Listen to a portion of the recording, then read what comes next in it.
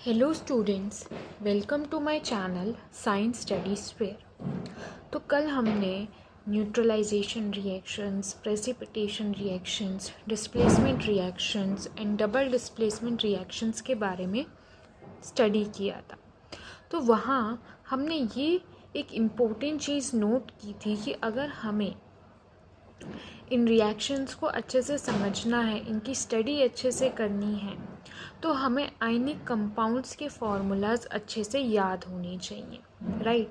In fact इन्हीं reactions में ही नहीं, बट आपके जो 10th के मोस्ट ऑफ द चैप्टर्स हैं उन सब में आपको आयनिक कंपाउंड्स के फॉर्मूलेज अगर याद हैं तो आप इजीली रिएक्शंस को जो है लिख सकते हैं, राइट। सिर्फ केमिस्ट्री का एक चैप्टर है कार्बन एंड इट्स कंपाउंड्स, जहाँ आपको ऑर्गेनिक कंपाउंड्स के स्ट्रक्चर बनाना सीखना होता है। और most of the chapters of chemistry में आपके यही आयनिक कंपाउंड्स के फॉर्मूलेज ही आपको काम आते हैं रिएक्शंस लिखने के टाइम, राइट।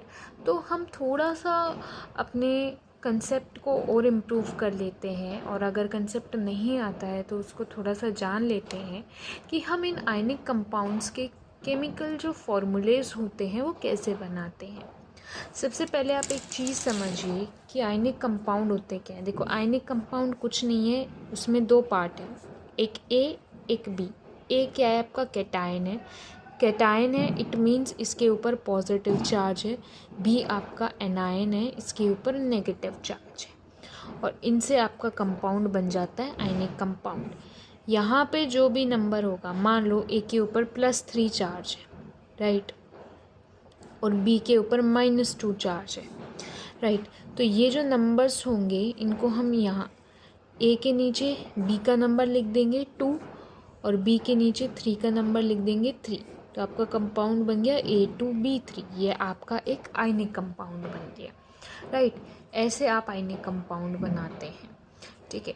तो अब AB के फॉर्म में तो ऑफ कोर्स हमने आयनिक कंपाउंड्स नहीं पढ़ने हैं, हम पढ़ते हैं CuSO4, हम पढ़ते हैं CuO, राइट। तो ये सब क्या है? आयनिक कंपाउंड्स है।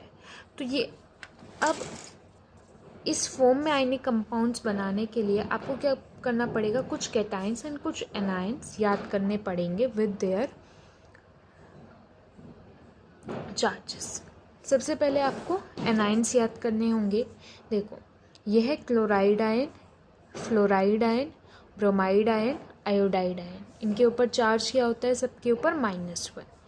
यह है पूरा आपका हाइड्रोक्साइड आयन, इसके ऊपर चार्ज क्या होता है? -1।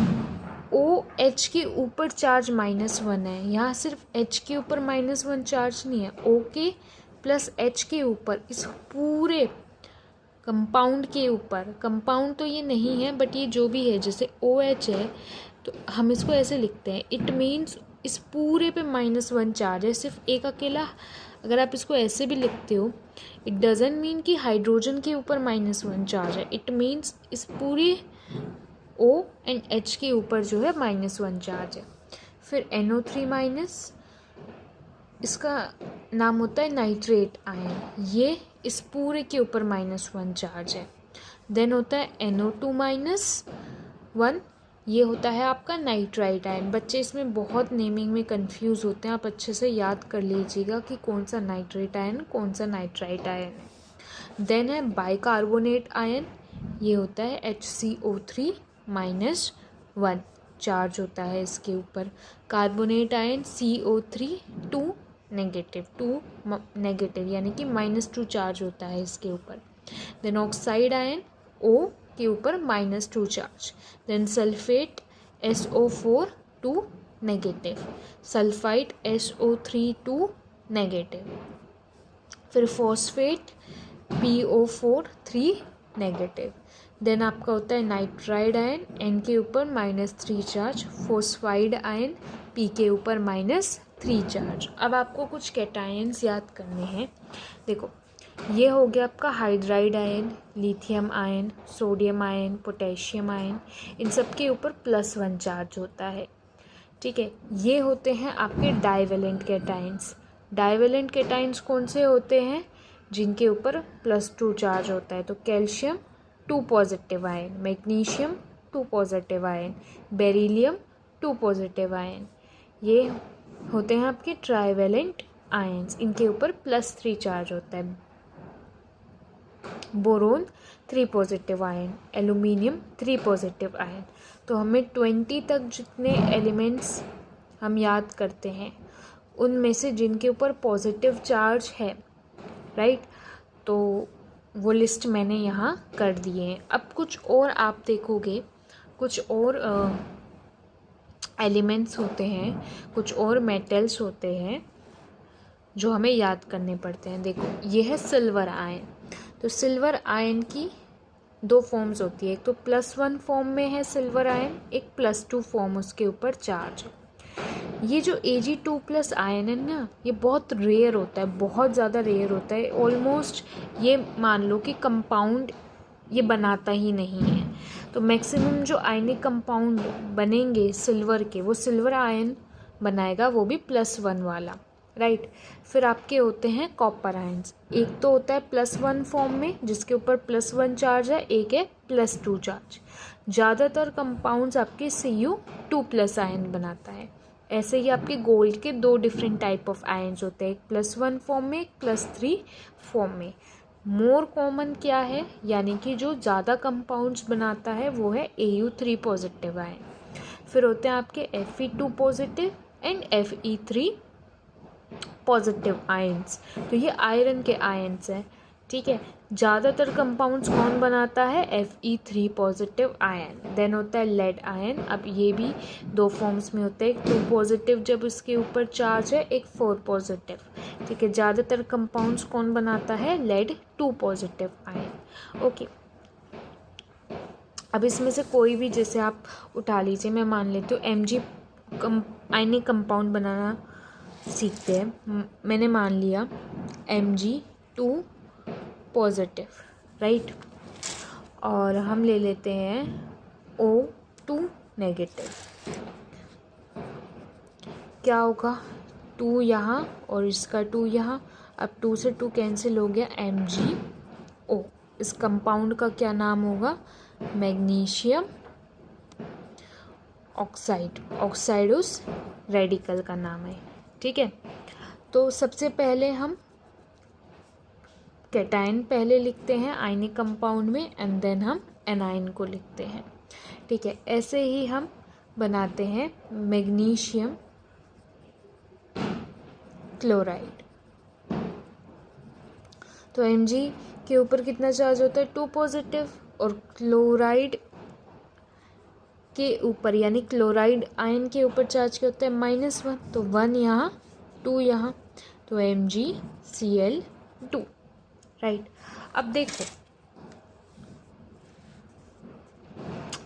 अगर जब नाइट्रोजन आयन और जो फॉस्फाइड आयन है उसको हम 2 तरीके से यूज़ कर सकते हैं।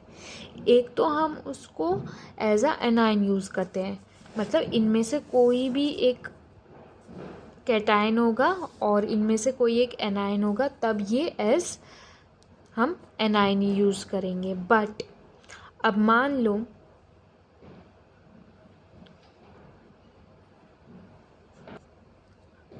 लो कि अगर हम जैसे नाइट्रोजन या फॉस्फोरस कुछ भी ले लें और यहाँ हम ले लें कोई एनायन इनमें से,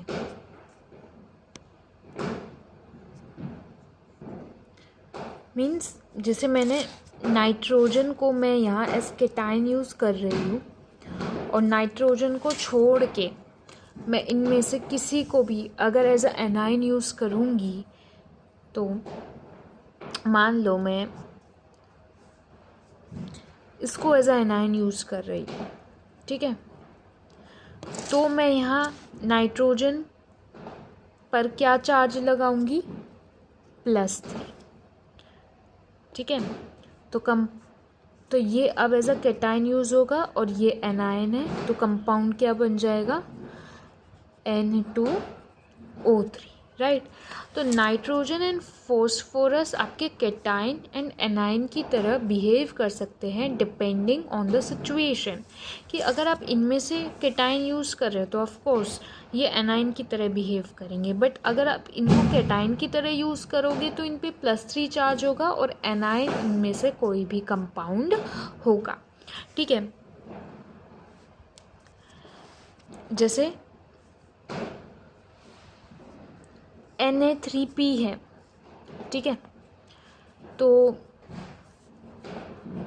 एक ये N से बना है, एक ये P से, तो ये ऑफकोर्स कैटाइन की तरह एक्ट करेगा और ये अब एनाइन की तरह।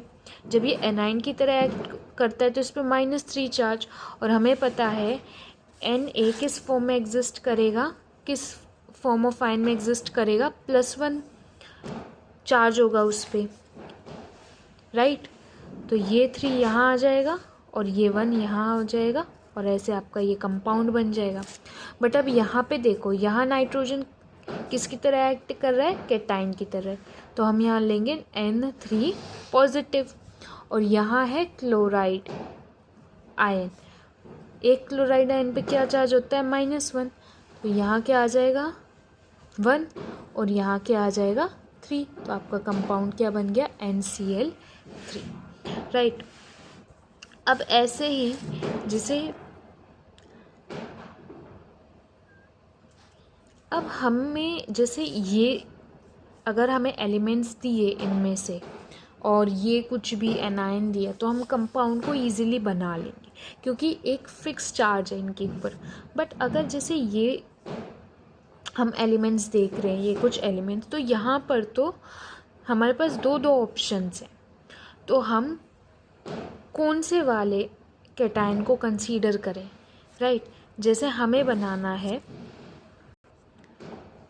जैसे आपसे बोलेंगे हमें बनाना है कॉपर ऑक्साइड, तो ऑक्साइड से हमें पता तो चल गया कि एनायन क्या है 2 नेगेटिव, लेकिन कॉपर से हमें नहीं बता सकते कि कैटायन कौन सा है। एक तो Cu1+ हो सकता है, एक Cu2+ हो सकता है। अगर आपको नहीं बताते हैं, जनरली क्या होता है कि जो कैटायन होता है उसके साइड में हम यहाँ ऐसे ब्रैकेट लगा के रोमन नंबर्स में हम उसका वैलेंसी को यहाँ जो है रिप्रेजेंट करते हैं। बट अगर नहीं बताया गया है तो आप क्या लोगे, मोर कॉमन वाला आयन कंसीडर करोगे, उससे कंपाउंड बना दोगे। या तो हमें बोले कौन सी वैलेंसी वाला कॉपर आयन लेना है तो आप कंपाउंड इजीली बना सकते हो। अगर नहीं बताया गया है कि कौन सी वैलेंसी वाला कॉपर आयन लेना है तो आप मोर कॉमन वाला कॉपर आयन लोगे और उससे कंपाउंड बना दोगे। तो Cu1 positive and Cu2 positive में ज़्यादा कॉमन क्या है, Cu2 पॉजिटिव, ये मैंने आपको पहले ही बताया है। तो ये कुछ इस फॉर्म में होगा, 2 यहाँ और ये कट जाएगा, राइट। जनरली क्या होता है कि कोई भी जो आयनिक कंपाउंड होता है, अगर उसका जो कैटायन होता है उसकी एक से ज़्यादा फॉर्म्स में वो जो है प्रेजेंट होने की उसमें एक कैपेबिलिटी होती है कि उसके ऊपर चार्ज +1 है, +3 भी हो सकता है, +5 भी हो सकता है, या कुछ भी हो सकता है। तो नॉर्मली क्या होता है, जब हम नेमिंग करते हैं ऐसे कंपाउंड की, तो जो कैटायन होगा उसका नाम लिखेंगे और ब्रैकेट में हम रोमन नंबर में उसकी जो है वैलेंसी को यहाँ स्पेसिफाई करते हैं, बेसिकली उसके चार्ज को स्पेसिफाई करते हैं, और यहाँ आपका एनायन का नेम होता है। तो अगर आपसे किसी भी कंपाउंड का फॉर्मूला बनाने को बोले, जैसे बोल दिया लेड आयोडाइड, ठीक है, हमें पता है iodide means I negative ion, ठीक है। लेड से हमें पता चल रहा है कि एक तो Pb2 पॉजिटिव है और एक Pb4 पॉजिटिव आयन है। हमें नहीं बताया गया कि Pb2 पॉजिटिव ले या Pb4 पॉजिटिव ले। जनरली इन केसेस में हमें बताया जाता है नेमिंग करते टाइम कि हमने यहाँ कौन सा टाइप ऑफ आयन लिया है, कौन से चार्ज वाला आयन लिया है, ठीक है। बट अगर नहीं बताया गया है तो आप ज़्यादा कॉमन वाला आयन लोगे और उससे कंपाउंड बना लोगे। तो Pb2 पॉजिटिव और Pb4 पॉजिटिव में Pb2 पॉजिटिव ज़्यादा ज़्यादा कॉमन होता है, इसलिए हम इससे अपना लेड आयोडाइड का फॉर्मूला बनाएंगे। क्या होगा? Pb2 पॉजिटिव, I नेगेटिव, तो 1 यहाँ 2 यहाँ, तो ये फॉर्मूला बन गया, राइट।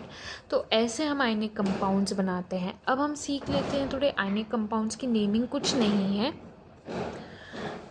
एनाइंस को तो आप एज इट इज नेम कर दोगे, क्लोराइड, फ्लोराइड, ब्रोमाइड, आयोडाइड। जब हमें आयनिक कंपाउंड्स की नेमिंग करनी है तब अगर जैसे ये है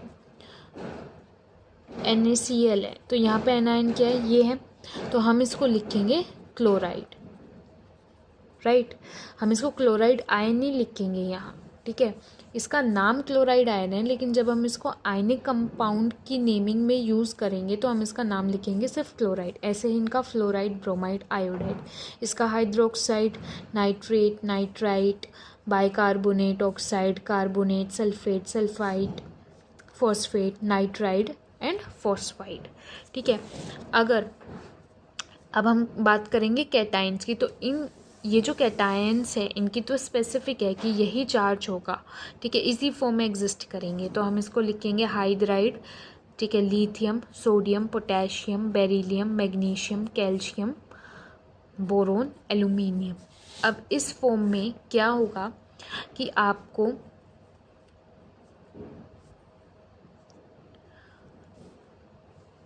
अगर इन फॉर्म में आपके कैटाइन्स होते हैं तो आपको स्पेसिफाई करना पड़ता है कि आपने कौन सा टाइप ऑफ कैटाइन लिया है, कौन से चार्ज वाला कैटाइन लिया है, उसकी चार्ज को लिख कर, ठीक है। तो अगर जैसे इनका है तो आप लिख दोगे जो भी कंपाउंड होगा लेड, फिर ब्रैकेट में उसका चार्ज लिख दोगे, ठीक है। इनमें क्या होता है, जब Fe2 पॉजिटिव फॉर्म में है या तो आप लिख दोगे आयरन और ब्रैकेट में 2, आयरन 3, बट आयरन की जगह हम क्या लिखते हैं, मोस्ट ऑफ द टाइम्स हम जब Fe2 पॉजिटिव हम लेते हैं कैटाइन को तो हम इसको लिखते हैं फेरस, और इसकी नेमिंग क्या हो जाती है, ferric, right.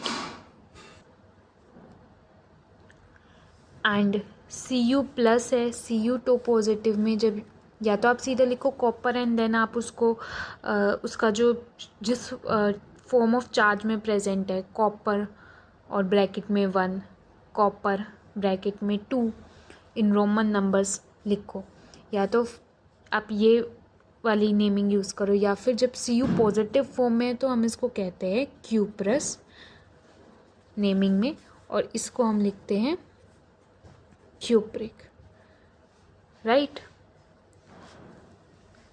And silver and gold में हमें रिप्रेजेंट करना पड़ता है कि सिल्वर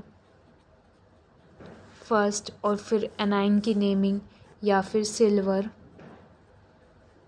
सेकेंड एंड देन एनाइन की नेमिंग, एंड सेम यही गोल्ड में होता है। अब हम कुछ आयनिक कंपाउंड्स जो बहुत ज़्यादा कॉमन है उनके फॉर्मूलाज बनाते हैं, उनकी नेमिंग सीखते हैं। इन कंपाउंड्स की नेमिंग करें तो पहले देखो CuSO4 है, ठीक है, SO4 के ऊपर 2 नेगेटिव, और कॉपर 2 फॉर्म्स में एग्जिस्ट करता है, या Cu1 प्लस या Cu2 पॉजिटिव, राइट। तो हमें नहीं बताया गया है कि यहाँ हमें कौन सी फॉर्म लेनी है, तो हम ज़्यादा कॉमन वाली फॉर्म लेंगे और वो Cu2 पॉजिटिव होता है, 2 यहाँ आ जाएगा, 2 यहाँ आ जाएगा और ये कट हो जाएगा, एंड ऐसे ये कंपाउंड बना। अब आप इसको या तो लिखो कॉपर सेकेंड सल्फेट, ठीक है, या फिर आप इसे लिखोगे क्यूप्रस सल्फेट। नॉर्मली हम इसको कॉपर सल्फेट भी बोल देते हैं, राइट, क्योंकि Cu1 प्लस SO4 के साथ कंपाउंड बनाता ही नहीं है, इसलिए एक ही टाइप ऑफ कंपाउंड एग्जिस्ट करता है, वो है कॉपर सेकेंड सल्फेट, जिसको हम कॉपर सल्फेट भी बोलते हैं। ये हो जाएगा आपका magnesium sulphate, Mg2 positive, SO4 2 negative, 2 यहाँ और 2 यहाँ, और ये ऐसे कट जाएगा। अब इसमें देखो, ये देखो ये तो Fe है और O के ऊपर चार्ज क्या है -2। हमें पता है O के ऊपर जो भी चार्ज आएगा उसका नंबर यहाँ आ जाएगा, मतलब O के ऊपर तो -2 चार्ज है। ये वैसे भी हमें पता ही होता है कि ऑक्सीजन हमेशा -2 फॉर्म में होगा ज़्यादातर कंपाउंड्स में, इस लेवल पे, आपके लेवल पे। और ये जो 3 है यहाँ पर चार्ज होगा, ठीक है, प्लस फॉर्म में होगा क्योंकि ये पहले लिखा है, इट मीन्स ये प्लस फॉर्म में होगा और इसका नंबर यहाँ आ गया। तो यहाँ आयरन की क्या वैलेंसी है Fe+3 और ऐसे ये कंपाउंड आपका बन जाता है। तो आप इसको आयरन ऑक्साइड बोलो या फिर फेरिक ऑक्साइड बोलो या फिर आयरन थर्ड ऑक्साइड बोलो, ठीक है। या तो आपको बोला जाएगा कि आयरन थर्ड ऑक्साइड का फॉर्मूला बताओ, ये पूछा नहीं जाएगा बट रिएक्शन में बोला जा सकता है कि iron oxide reacted with this compound, so tell the name of the product. तो आपको बोला जाएगा कि आयरन किस फॉर्म में है, +3 फॉर्म में है। इस फॉर्म में लिखा होगा, इट मीन्स Fe+3 फॉर्म में है, ये मैंने आपको बताया है। अब देखो आयरन ऑक्साइड ये भी है और ये भी है। यहाँ Fe की स्टेट में, O तो -2 में है, ठीक है। यहाँ Fe भी +2 स्टेट में है, तो 2 यहाँ और 2 यहाँ, ओके। तो आयरन ऑक्साइड इस फॉर्म में भी एग्जिस्ट करता है, इस फॉर्म में भी एग्जिस्ट करता है। जब आपको केमिकल रिएक्शन, इसका नाम क्या हो जाएगा, फेरस ऑक्साइड। जब आपको केमिकल रिएक्शन में बोलेंगे कि ये कंपाउंड है तो आपको स्पेसिफाई करेंगे कि कैटायन की वैलेंसी क्या है इन केसेस में जब आपके एक से ज़्यादा फॉर्म में कैटायन्स एग्जिस्ट कर सकते हैं।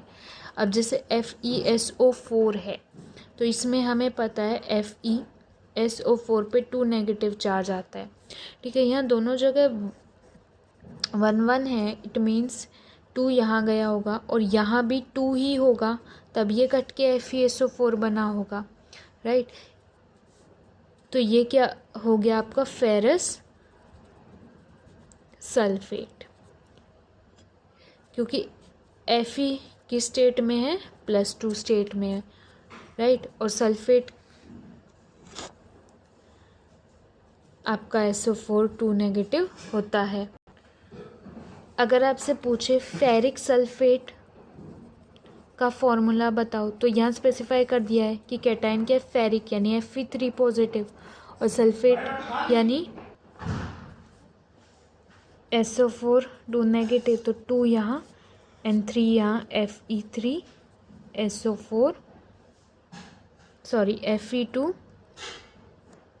SO4 3। तो ये क्या हो गया आपका फेरिक सल्फेट, या आप इसको लिख दोगे आयरन थर्ड सल्फेट। तो इन 4-5 आयन्स के लिए आपको बताया जाएगा कि वो आयन कौन सी वैलेंसी में प्रेजेंट है उस कंपाउंड में।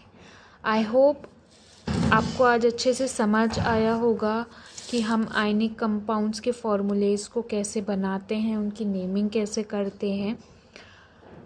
If you found the content helpful, so please like my video. Also don't forget to share and subscribe my channel. Thank you so much for watching my video.